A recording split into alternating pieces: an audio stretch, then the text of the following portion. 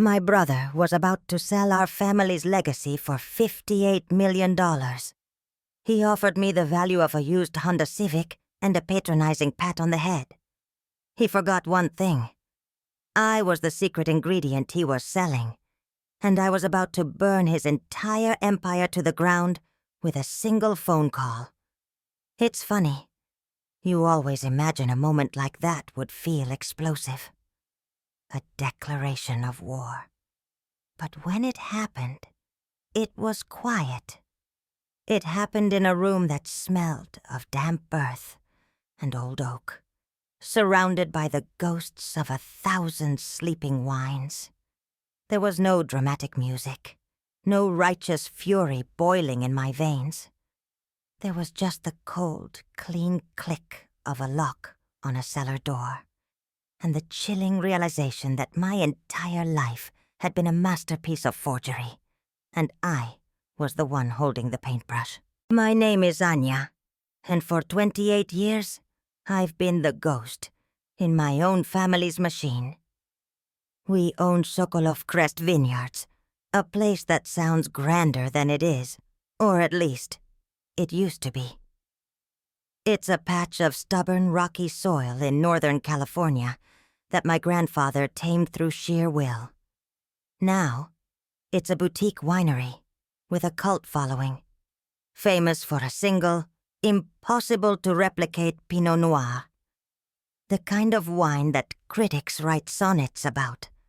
The kind of wine that gets you a $58 million buyout offer from a global beverage conglomerate. And at the center of that success, at least in the public eye, was my brother, Julian. Julian, with his perfect teeth, his custom-tailored shirts, and his MBA from Stanford. He was the visionary, the brand architect, the one who did interviews with glossy magazines, his hand resting casually on a barrel, talking about terroir and heritage in a voice as smooth as aged port. He was the story. I was just the footnote. My official title was Assistant Winemaker and Cellar Master. It was a title my father gave me years ago, the same way you'd give a kid a plastic badge and call them a sheriff.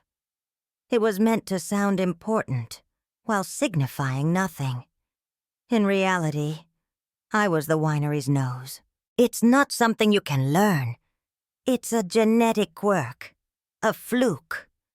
I can smell rain on asphalt from a mile away. I can tell you if the milk is going to turn sour tomorrow. And in a winery, that's a superpower. I can walk through the vineyards and smell a nutrient deficiency in the soil before the leaves even start to yellow. I can taste a blend and identify not just the notes of cherry and leather, but the specific row of vines the grapes came from, the type of yeast used in fermentation, and the faint phantom trace of a wildfire that happened 50 miles away 2 years prior. I could build a wine from memory, like a composer writing a symphony. Julian couldn't tell the difference between cork taint and a Tuesday, but he was the genius. I was just Anya, the quiet, weird girl who spent more time with yeast cultures than with people. The night it all shattered started like any other family command performance. A dinner to celebrate. The buyers from Omni Bev were flying in for a final tour and a celebratory meal. My father, a man carved from the same stone as the vineyard soil, wanted a show of unity. That meant I had to be there, smiling, nodding, and playing my part as the loyal little sister. Julian was in his element, gliding through the winery's tasting room, his voice a low, confident hum as he charmed the 2 executives in gray suits. I trailed behind them, the silent technician, occasionally prompted by Julian to answer a technical question he couldn't possibly handle. Anya, tell Mr. Davies about our malolactic fermentation process, won't you? She's a wizard with the technical stuff. I would murmur the answer, feeling the executive's eyes glaze over, and Julian would swoop back in with a charming anecdote, reclaiming the spotlight. It was a dance I'd known my whole life. He leads, I follow. He shines, I fade into the woodwork. I thought I had made my peace with it. I told myself it was for the good of the family, for the legacy. I told myself I didn't want the spotlight anyway. I loved the work, the quiet communion with the vines and the barrels. The wine was my art. Julian was just the frame. But that night, something was different. Maybe it was the finality of it all. The vultures were circling, and the legacy I had poured my soul into was about to be packaged, marketed, and diluted into a mass-market commodity. Or maybe it was Marcus Thorne. He wasn't one of the gray suits. He was OmniBev's secret weapon, a legendary sommelier and wine critic they'd brought in for the final validation. He didn't talk much. He just watched. And while Julian was performing for the suits, Marcus was watching me. We sat down for dinner in the main house, the table groaning under the weight of my mother's nervous over-catering. My father sat at the head, a silent, brooding king overseeing the transfer of his kingdom. Julian, of course, held court, regaling everyone with the story of our flagship wine, the Solstice Pinot. He painted a picture of himself, staying up late in the lab, agonizing over blends, a mad artist chasing perfection. "It came to me in a dream, you know," he said, swirling the deep red liquid in his glass. "A whisper of clove, a hint of forest floor after a rain. I just knew." I almost choked on my water. A dream. That dream was the result of 37 different microblends I'd painstakingly developed over 6 months, trying to balance the pH after a freakishly hot September. I remembered the exact moment I found it, the eureka of adding a 0.5% dose from a cooler, north-facing slope to lift the finish. It wasn't a dream. It was sleepless nights and stained hands and relentless, obsessive work. My work. I must have let something show on my face. A flicker of dissent, because Marcus Thorne's eyes met mine from across the table. He gave a tiny, almost imperceptible tilt of his head, a silent question. I looked away, my heart hammering against my ribs. Just go along with it, I told myself, the mantra of my entire existence. Keep the peace. But the peace was already broken. I just hadn't heard the glass shatter yet. The main course was cleared away, and my father stood up, his glass raised. He gave a speech, short and gruff, about hard work and the American dream. He talked about his father, the immigrant who started it all. And then he looked at Julian. "I couldn't be prouder of the man you've become, son," he said, his voice thick with a rare emotion. "You took your grandfather's dream, and you made it a global phenomenon. This legacy is safe in your hands." He didn't even glance in my direction. I wasn't a part of the legacy. I was a tool that had been used to build it. In that moment, I felt myself disappearing, turning translucent at my own family's table. The toast was the beginning of the end. After the applause died down, one of the OmniBev executives, a man named Davies, cleared his throat.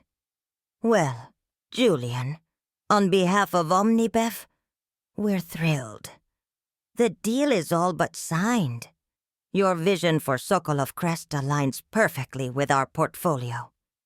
He smiled, a predator's smile. Julian preened, soaking in the praise.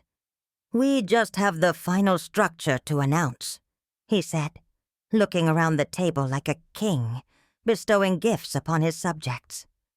"As part of the acquisition, Omnibev has extended a very generous offer for me to stay on as president of Global Brand Strategy for their luxury wine division." More murmurs of approval. My mother dabbed her eyes with a napkin. Then Julian turned to me. For the first time all night, he looked directly at me, but his eyes were cold, transactional. "And, of course, we couldn't have done it without my little sister," he said, his voice dripping with condescending affection. "Anya has been an invaluable asset in the cellar, and as a token of our immense gratitude for her years of hard work, the family has agreed to provide her with a generous severance package." He paused for effect. $50,000. Enough to get you started on whatever you want to do next, Anne. Maybe open that little flower shop you always talked about. The air left my lungs. $50,000 in a $58 million deal. It wasn't a severance. It was a tip. An insult wrapped in a bow. The flower shop? I'd mentioned that once when I was 12. He was publicly, brutally, dismissing my entire life's work as a cute little hobby that now needed to be cleared away to make room for the real business. I saw it all in a flash. His new life, funded by my talent. The penthouses, the sports cars, the magazine covers. And my life? A check that amounted to less than 0.1% of the sale, and a condescending suggestion to go play with flowers. The room was spinning. My father was nodding, a grim but satisfied look on his face. This was the plan. They had all agreed to it. This was my reward for being the ghost, for being the secret. To be exorcised with a small check. I felt 100 pairs of eyes on me, but there was only one I could see. Marcus Thorne. He wasn't looking at Julian or my father. He was looking at me, and his expression wasn't pity. It was sharp, analytical, like he'd just solved a complex puzzle. He knew. He didn't know how, but he knew this was fundamentally, grotesquely wrong. The silence stretched. They were waiting for me to smile, to say thank you, to be the good, quiet girl I'd always been. I opened my mouth, but no sound came out. I pushed my chair back, the legs scraping against the floor, a sound that felt like a scream in the stunned silence. "Excuse me," I whispered, my voice a thread. I turned and walked out of the dining room, my back straight, my head held high. I didn't run. I didn't cry. I walked with the slow, deliberate pace of someone heading not away from a problem, but towards a solution. I walked right past the stairs to my bedroom, past the front door, and down the hallway that led to the heart of the winery. To my lab, to my cellar, to my evidence. I didn't go to the lab to cry. I went to work. The shock had frozen the grief, crystallized it into a single, sharp point of clarity. They hadn't just insulted me. They had given me my marching orders. They had declared my contribution worthless. Fine. I would show them what worthless looked like. My hands, which had been trembling at the dinner table, were steady now. I flicked on the cool fluorescent lights of the lab. It was my sanctuary, a place of stainless steel and glass beakers, of meticulous notes and controlled chaos. Julian hated it down here. It smelled like chemicals, he'd complain. To me, it smelled like the truth. I went straight to the old filing cabinet in the corner, The one filled with records nobody but me ever looked at. I pulled out a thick leather-bound ledger. It was my first blending journal from when I was 16. My father had given it to me, calling it my little science project book. Inside, in my looping teenage handwriting, were the first formulations for what would eventually become the Solstice Pinot. Page after page of detailed notes, ratios, acidity tests, tasting notes scrawled in the margins. Needs more brightness. Try 2% from Hill Block C. Tastes like sunset? It was raw, unrefined, but it was the DNA of our success. The original code. I pulled out another binder, this one from 5 years ago. The year the Solstice Pinot won its first major award, the one that put us on the map. It contained the official typed-up blending reports submitted for appellation control. Reports that Julian had signed. I laid it open next to my teenage journal. The formulas were nearly identical. He had just transposed my handwritten notes into a formal document and put his name on it. He hadn't just taken the credit. He had plagiarized my soul. There was a soft knock on the open door. I looked up, expecting my mother to be standing there with a plate of dessert and a plea to not make a scene. But it was Marcus Thorne. He stood in the doorway, not entering, his hands in his pockets. He wasn't smiling. He just looked at the scene before me, the ledgers, the binders, the furious calm on my face. "That wine," he said, his voice quiet. "The Solstice. There's a specific ester in it, a phenolic compound. It creates a very faint note of wild mint. It's incredibly rare. It only appears when you use a very specific clone of yeast, Pichia cloyveri, and ferment it at a low controlled temperature for an extended period. Julian mentioned he used a standard champagne yeast." He paused, his eyes sharp. He was lying, wasn't he? I just nodded, my throat too tight to speak. He stepped into the lab, his eyes scanning my desk. He pointed to a page in my old journal. "There it is," he murmured, more to himself than to me. "Pichia K. You isolated it from a wild ferment. My God, you're the winemaker." It wasn't a question. It was a statement of fact, a validation so profound, it felt like a physical impact. Someone saw. Someone finally saw. "He's been doing this for years, hasn't he?" Marcus asked gently. I found my voice. "Since I was a kid," I said, the words feeling rusty. "It was our game. I would make the blends, my potions, and he would present them to my father. When my dad praised him, I felt like I was part of it, like I was making him happy. I thought that's what love was."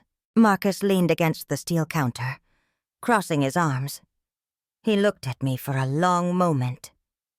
"Anya," he said, and the way he said my name, it sounded different.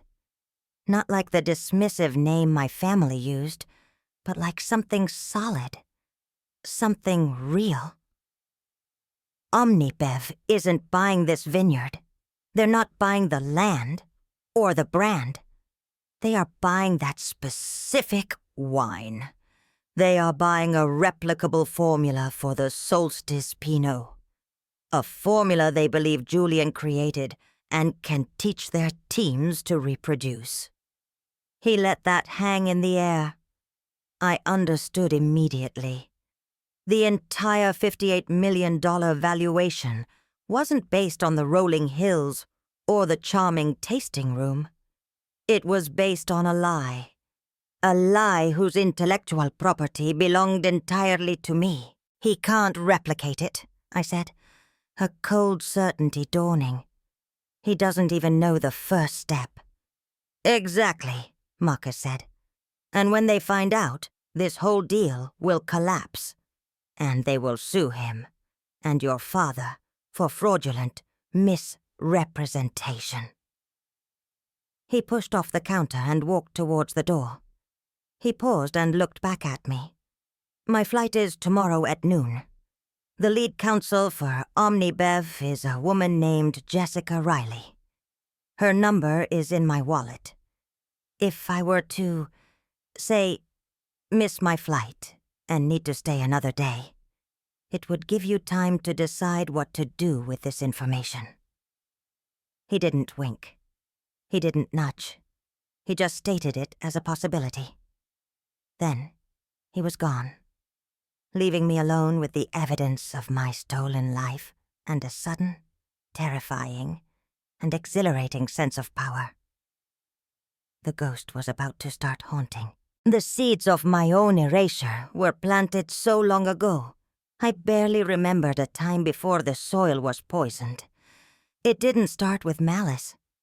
It started with a game. I was a strange, solitary child. While other kids were playing house, I was in the garden, making perfumes out of crushed rose petals and dirt. I had this sensitivity. I could tell stories with smells. My mother thought it was odd. My father a distraction. But Julian, who was 5 years older, saw it differently. He saw an angle. Our father was a hard man to please. He was a man of results, of tangible success. Julian craved his approval, like a plant craves sunlight. And he quickly learned that I was his shortcut to getting it. My first memory of the game is from when I was 8. My father had been trying to salvage a batch of Chardonnay that had gone flat from a poor harvest. He was frustrated, ready to dump thousands of gallons. I remember sneaking into the cool, quiet cellar. The air was thick with the scent of disappointment. I took a small beaker of the wine. To me, it didn't taste flat. It just tasted quiet. It needed a voice. I started playing. A splash of this, a drop of that from older, more vibrant sample barrels. I wasn't measuring. I was following a scent, a feeling. I added a tiny amount from a forgotten barrel of muscat, just enough to lend a whisper of apricot and honeysuckle without making it sweet. I brought a glass to Julian. "I fixed it," I said proudly. He tasted it. His eyes went wide. But he didn't say, "Wow, Anya, you're amazing." He said, "Don't tell anyone you did this. Let me handle it." He took a pitcher of my fixed wine to our father. I hid at the top of the cellar stairs, listening. I heard Julian's confident voice. "Dad, I had an idea. I thought maybe if we blended." I heard my father's grunt, the clink of a glass, a long silence, and then, "Huh. Not bad, son. Not bad at all." The warmth in my father's voice was a physical thing. It reached me even at the top of the stairs, and it was all directed at Julian. A part of me, the small, honest 8-year-old part, felt a sting of injustice. But another, more powerful part, the part that just wanted the family to be happy, that wanted our father to smile, felt a surge of pride. We did it. Julian was the front man. I was the secret weapon. It was our special thing. That became the pattern. Throughout my teens, I was the ghostwriter for our winery's success. Julian would come to me, not with a command, but with a challenge. "The Cabernet is too tannic this year, Anne. Dad's tearing his hair out. Got any magic tricks?" and I would go to my lab, my playroom, and perform my magic. I loved the puzzle of it. I lived for the moment when the discordant notes of a wine resolved into a perfect chord. I would fill out my journals with meticulous, obsessive detail, and Julian would take those journals, distill my poetic sensory notes into corporate-sounding, blending strategies, and present them as his own. He got the praise, he got the respect, and I got the quiet satisfaction of the work and the feeling that I was the essential, invisible support beam holding up my brother's glorious cathedral. When I was 21, fresh out of a viticulture program at UC Davis, a degree my father called a good practical skill for an assistant, we had a crisis. A new aggressive strain of mildew was threatening our most valuable Pinot Noir vines. The experts my father hired were recommending a cocktail of harsh fungicides that would save the plants but taint the grapes for years. My father was ready to follow their advice. I begged him to let me try something else. I had a theory, based on the soil's microbiome. I believed I could create an organic probiotic spray from our own compost and whey from a local dairy. "It's voodoo science," my father grumbled. Julian stood beside him, shaking his head with a look of pained sympathy. "Dad, she means well," he said, "but we need to listen to the professionals." I did it anyway. I spent 2 weeks in the lab brewing this foul-smelling concoction, sleeping on a cot, going out at dawn to spray the leaves myself. The mildew receded. The vines recovered. The grapes that year were the most complex, most vibrant we had ever produced. They became the first vintage of the Solstice Pinot. When the first reviews came out, calling it a miracle wine, a revelation, my father held a party. He stood up and toasted Julian. "My son," he said, beaming, "had the foresight and courage to reject the conventional wisdom and pursue a holistic, organic approach. His vision saved this vineyard." I was standing at the back of the room. Julian caught my eye and gave me a small, conspiratorial smile. A smile that said, "See, it worked. We won." But for the first time, it didn't feel like we had won. It felt like he had won. And I was beginning to understand that in his version of the story, there was no we. There was only I, and his name was Julian. I swallowed the bitterness, washed it down with the miracle wine I had created, and told myself, once again, to keep the peace. The price of peace, I was learning, was my own existence. The next morning, the air in the house was thick with unspoken tension. I had spent the night in the lab, not sleeping but preparing. I photocopied pages from my journals. I printed out the chemical analysis reports that corresponded with each award-winning vintage, and I cross-referenced them with the official blending reports Julian had signed. I laid it all out on the large steel table in the center of the lab. A timeline of my work. A chronicle of his fraud. It was irrefutable. It was damning. I didn't feel triumphant. I just felt tired. A deep, bone-weary exhaustion from years of holding my breath. I sent a single text message to my father and Julian. "Meet me in the lab in 10 minutes. It's urgent." I knew they'd come. The OmniBev deal was hanging by a thread, and any urgency from me would be interpreted as a threat to it. They walked in together, a united front. My father's face was a stony mask of impatience.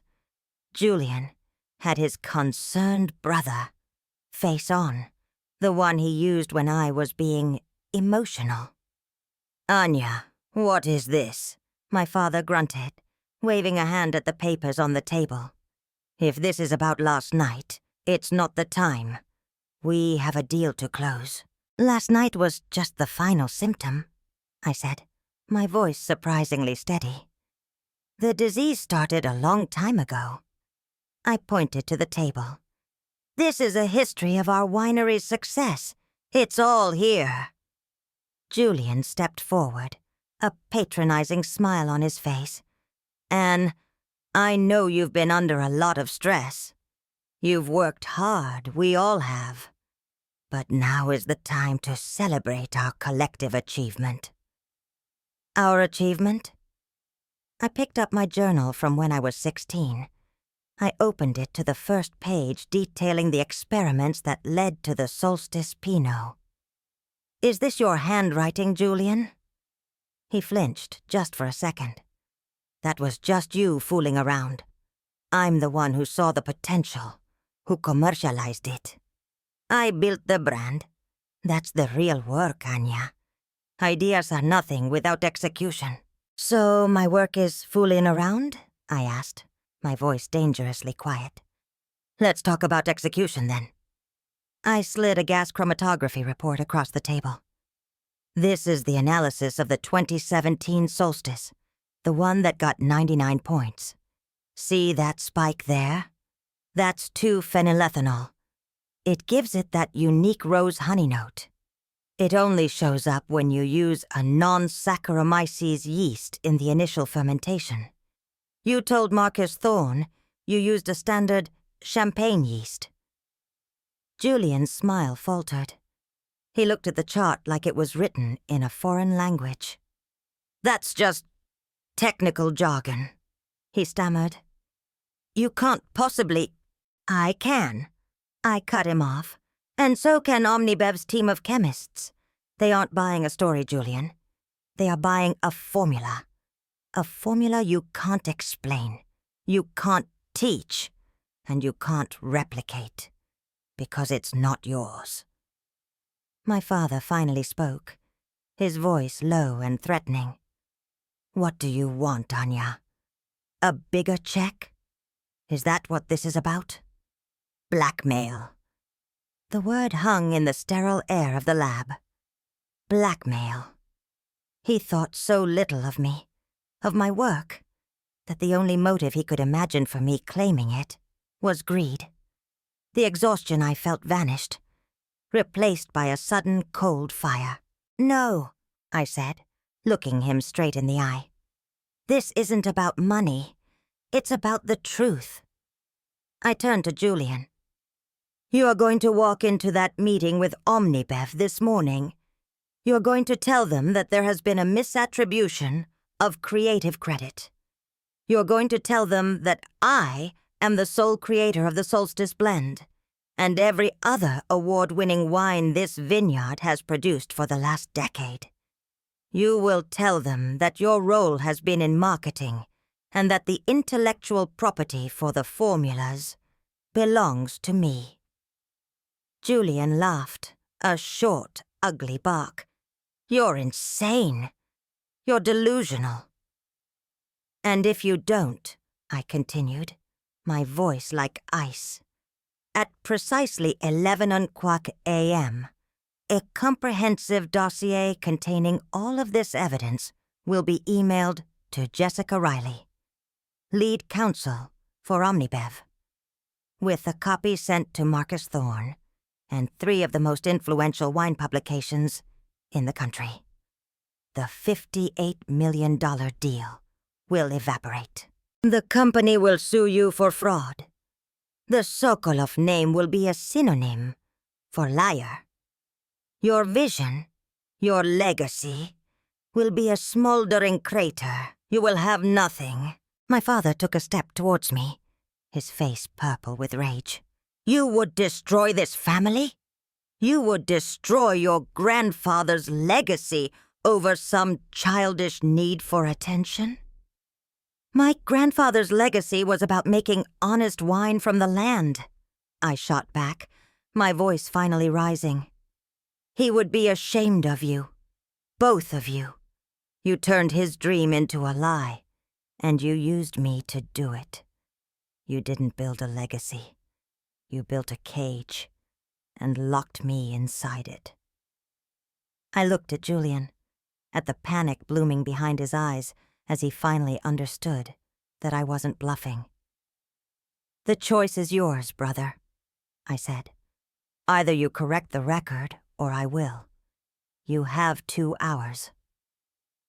Then I turned my back on them, picked up one of my old journals, and began to read, my hands no longer shaking.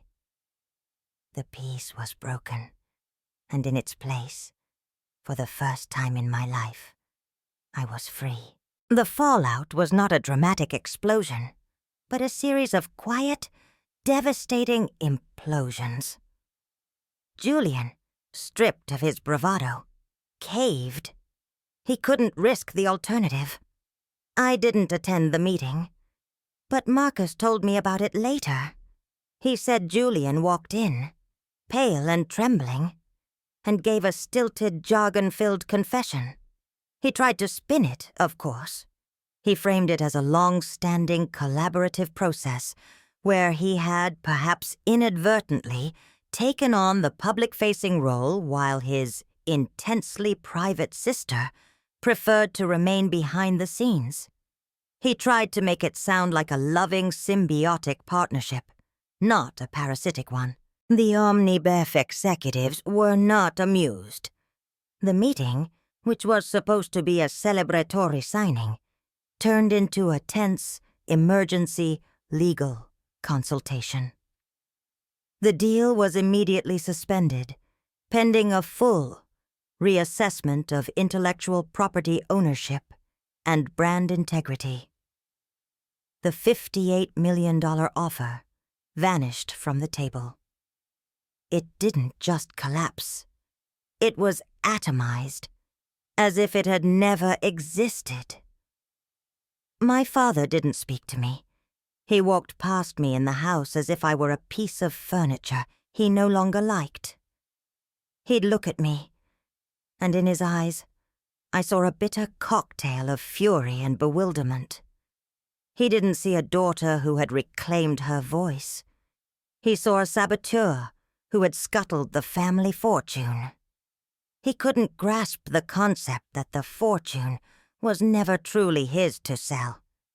It was built on my talent, a talent he had willfully ignored in favor of the son who better fit his image of success. Julian tried to talk to me once a few days later. He cornered me in the cellar, the air thick with the smell of what he had lost. He didn't yell. He tried a different tactic: emotional manipulation. "How could you do this to us, Anne?"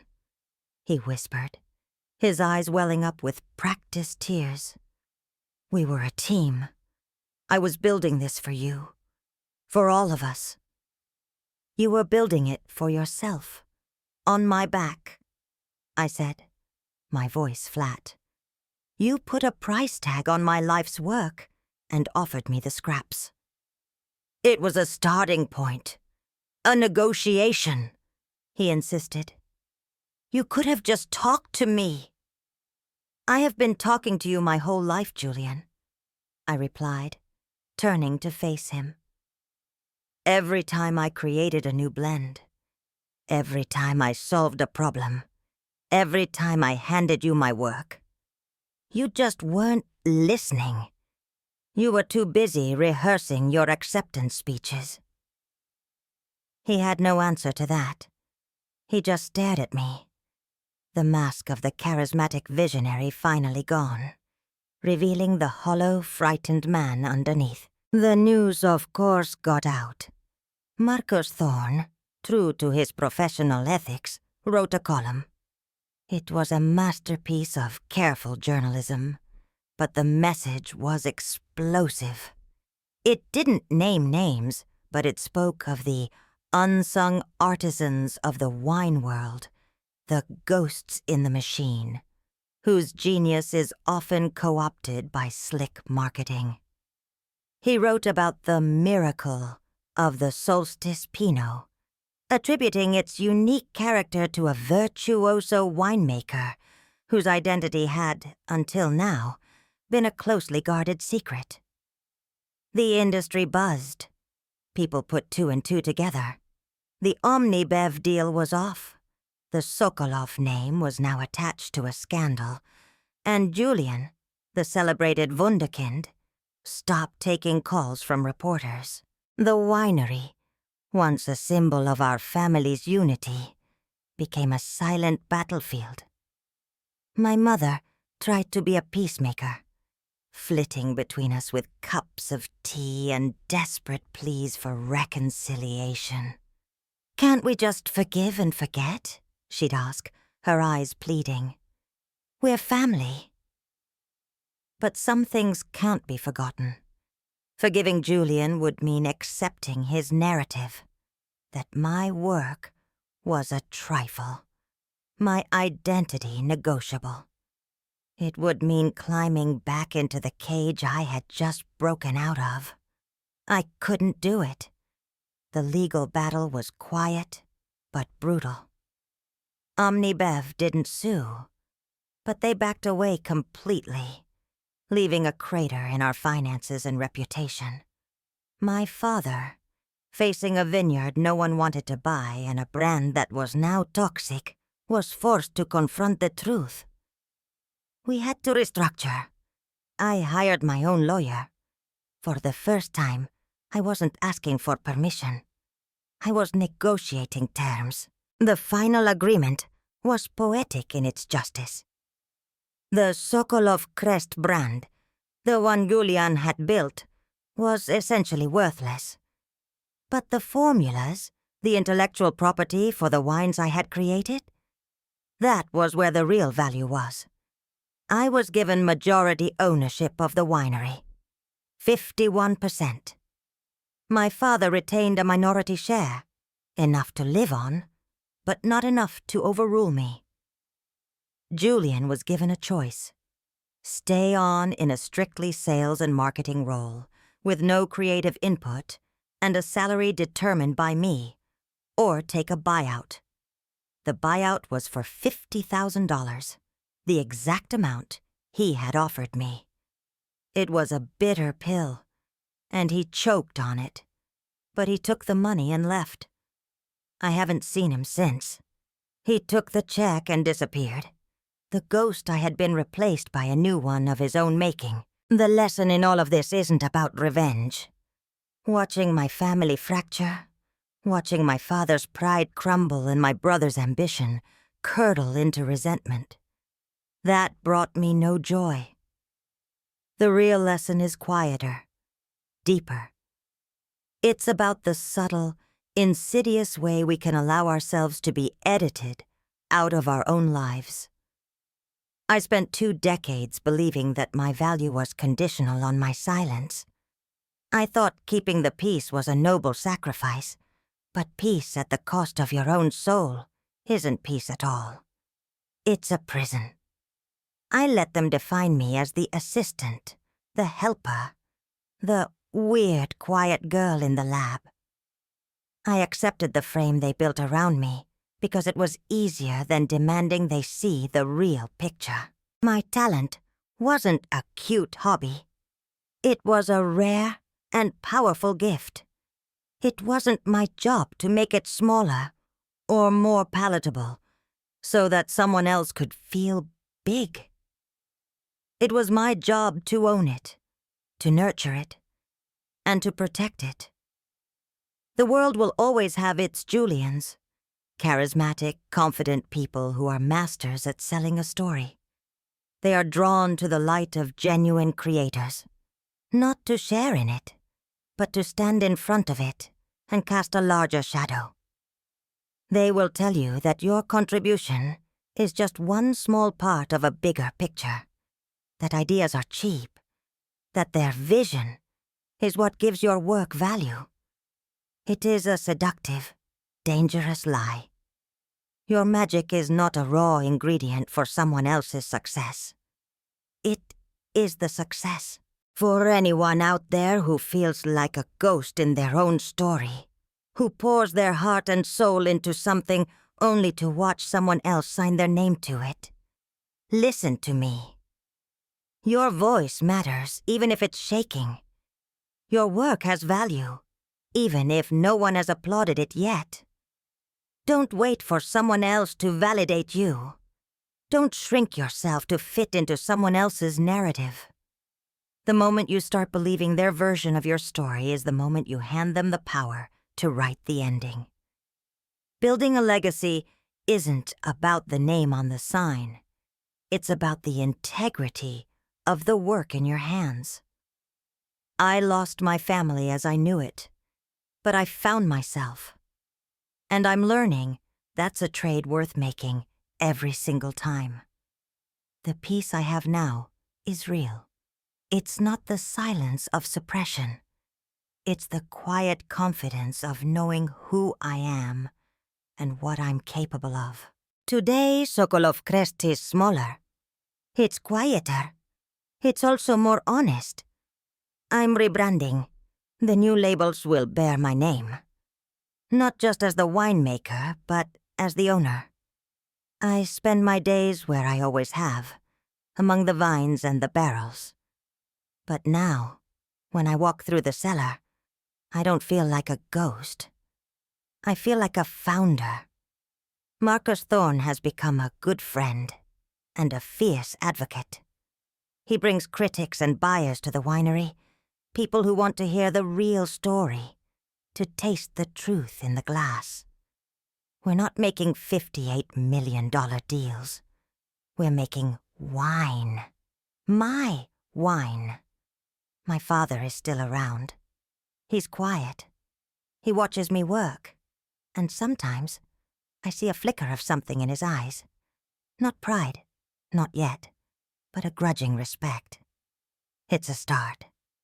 We're rebuilding, not on a foundation of lies, but on the stubborn, rocky soil of the truth. I'm finally creating my own vintage, under my own name. It's a blend I've been dreaming of for years, one I never would have been allowed to make before. It's bold, it's unconventional, and it's unapologetically me. I sleep better at night. The air in my lungs feels cleaner. The silence in the winery is no longer a sign of my erasure, but a canvas for my creation. I took back my story. So I want to ask you, have you ever been the ghost in your own machine? Have you ever let someone else take the credit for your magic just to keep the peace? Tell me your story in the comments below. I'm listening. And please, if this story resonated with you, share it. Because there are too many ghosts out there who need to know they have the power to become real. Thank you for being here with me today.